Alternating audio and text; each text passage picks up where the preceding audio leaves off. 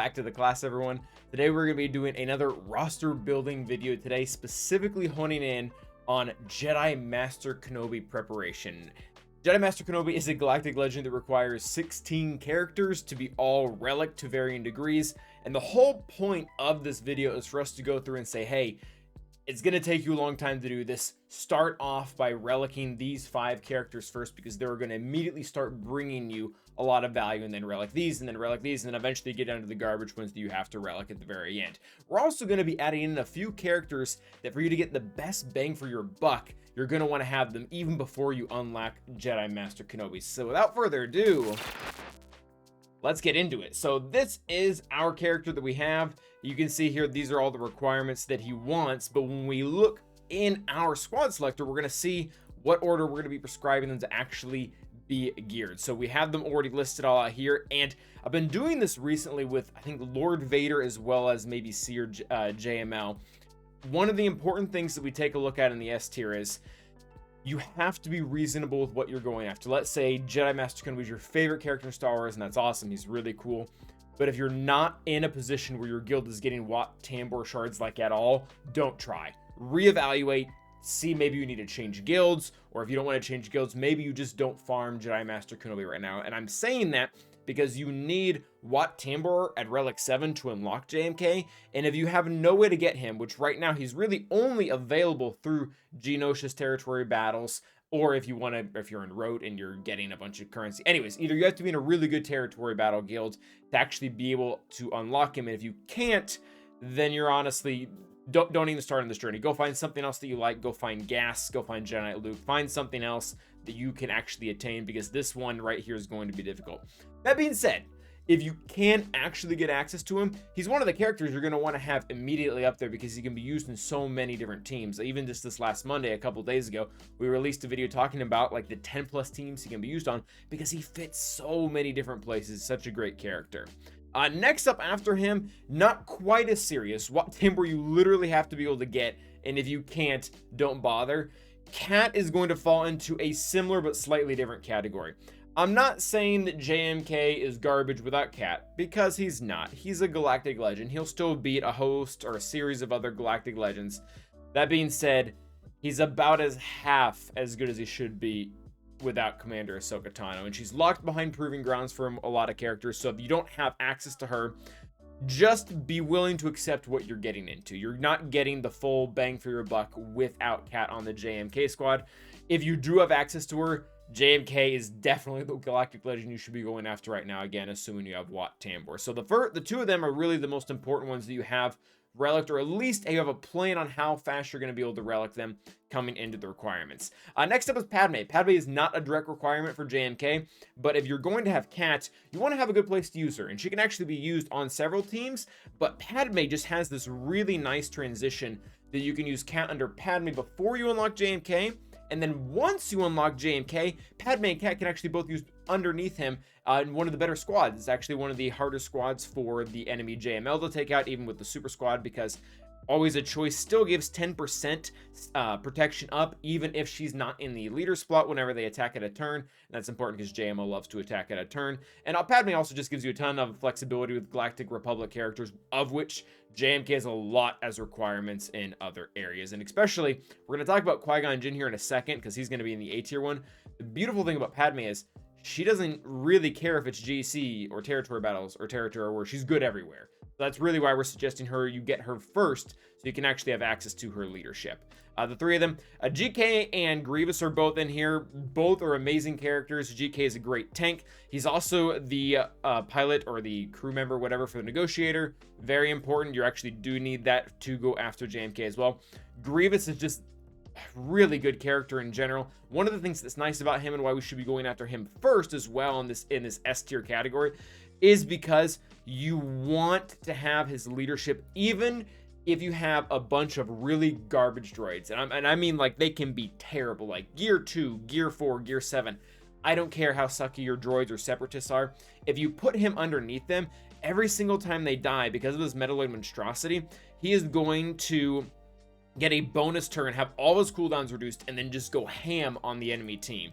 So if you get him to R7 right away, he's gonna have a ton of damage, be able to shut down a ton of teams, even if the rest of his team is garbage. So again, for those who are building rosters, trying to get like really cheap teams, Grievous in a way is, you build up one character and you already have a whole relevant team, at least towards the beginning or mid game. Next up is going to be the A tier, and the A tier works really well within itself because this right here can all be one team. You're going to want to swap this around a little bit with the Padme team, depending on the game mode or depending on what you're really trying to do. It is worth noting that Padme, Grandmaster Yoda, GK, Ahsoka, and Cat is actually a counter to JMK with Cat that you can have access to before you even finish your JMK farm. So there are a lot of options here that you can change things around. Worth noting, both Jedi Anakin and Ahsoka Tano are not requirements for JMK, but they just synergize so much, again, with the requirements beforehand, like Padme or Qui-Gon Jinn, but they also are going to be really important when you actually get JMK. Every single good JMK team has Ahsoka Tano on it, not just Cat, but both Ahsokas. Mace is just really good universally. He is key to taking down really strong enemy tanks like Savage and Malgus because he can reduce their max health into nothing. Jedi Anakin just has a lot of explosive damage with the way that Qui-Gon Jinn's Omicron works in GAC. Qui-Gon really doesn't have a lot of viability outside of GAC, but I mean, that's kind of what's most important to me. Grandmaster Yoda also can just be used on so many different Jedi teams. Jedi Master Luke, JMK kind of. Under Qui-Gon he's okay, under Padme he's okay. He really has a lot of places that he loves to go, so that's why they're all in the A tier. B tier is going to be Magna as well as Jango Fett. So Magna Guard, he's pretty good, and the General Grievous team is actually really good in it. That being said, prior to our prior comment about Grievous doesn't really need them to be geared to already start causing a lot of havoc is the reason why he's here. If you want Grievous to go and beat, some really high level targets, especially in offense, specifically Star Killer or CLS, you're going to have actually all the droids geared up, not just Magna Guard. But that it can be your starting point. That can also help you on a further path to gas. You don't need Relic Magna to get gas, but it certainly helps. Jango, and I wanted to put Jango higher on the list, and I also really wanted to put in, say, really several other Mandalorians or bounty hunters in here so that you could have a squad ready. But the more I looked at it, the more I just couldn't justify it. I can't justify you stopping going after JMK to build up 3 or 4 Mandalorians or bounty hunters to give them a team. It's just too much. Like, a lot of the times when we were looking at a lot of the other Galactic Legend prep videos, we're like, you're really only one character away from having this full team. Like, going after Jedi Master Luke. You only need to gear up, I think it's Chupio or something like that, to be able to unlock the full potential of the squad. I can't remember. No, he's actually a requirement. What was it? There was another. Oh, it was a Jabba that we were suggesting Chupio on. Jango really doesn't fit into that. If you look at every single one of these characters, it's really hard to make a team with him and someone else. I mean, you have like Cad Bane, who's, as you can see, D tier garbage, not good outside of his ship. Bo-Katan, you can kind of make a team there. It's not good without Maul and Canderous and probably another third Mandalorian character. I guess Wat Tambor can kind of be paired in there, but like it's probably not where you want your Wat Tambor. Anyway, so Jango falls into the B tier just because we don't really have a great place to put him. I'm assuming for those who are watching, you have some type of bounty hunter team or some type of other separatist team or some type of Mandalorian team that you can fit him into. So he's still decent, but we're not going to, what I'm getting at is we're not going to bend over backwards to try to make a team out of him before we even unlock JMK like we would sometimes a lot of other teams. Next up is C tier. C tier is really our filler characters where they can definitely be used in several homes, but they're really not necessary to make the ideal team anywhere. This is kind of sad too, because Shaka's a really good character for the most part, but kind of where the meta has fallen right now. She can be used with Bad Batch, she can be used with 501st, she can be used with JML, she can be used with Giant Luke, but she's not really like the best character ever on any of those teams. She's okay, but she's not, yeah, you're going to find a place to use her very similar to Jango. Maybe I should have actually bumped her up to B tier rather than throwing her all the way down in C tier. But Bo-Katan and Ayla they're very much filler. They can go into Qui-Gon, or Ayla can go into Qui-Gon Jinn team, she can go into Jedi Revan team. Not really super great, but also not terrible. Yeah, Shakti should be in the B tier. We're gonna fix that right now, or I guess take her out here. Bo-Katan kind of runs into the same problem that Jango does, except for she's a little less viable because she only has 2 factions to go between Mandalorian as well as Scoundrel, whereas Jango actually has Separatist and Bounty Hunters and stuff like that.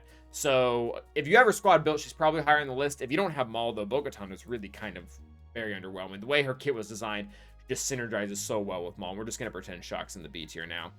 And last and most certainly least is going to be our D tier of Cody, Clone Sergeant, and Cad Bane. They're garbage. There's really not much else I'm gonna say. This is a little surprising too. We've done several of these Galactic Legend prep videos now, almost all of them. I think we only have Kylo actually is gonna be our last one, but it's what I'm saying is it's a little weird because most of the Galactic Legend, like really crappy characters like Rose or Krennic, most of them have a team by now. Like Zoria's come out, I guess Krennic is still garbage, but to see that there's 3 for JMK is actually a little surprising. He might be one of the ones with the highest number of just like garbage tier characters. I guess we should probably talk them up in some form. Cad Bane's ship is amazing, very important for Executor. That probably can't go without being said. If you don't have Executor though, you're not doing anything with Cad, like anything at all. So if, in that regard, you do definitely want him, but if you don't have him, if you're just trying to do the JMK thing, do the JMK thing and leave him for last. Clone Sergeant as well, his ship really is not that good. It stops First Order, kind of, but it actually makes them level, and its counter versus Negotiator really stinking easy. It's okay under Radis, but again, like, we're trying to look at things that you're going to be able to take advantage of before you unlock JMK, and I just don't, like, they're not enough to justify that.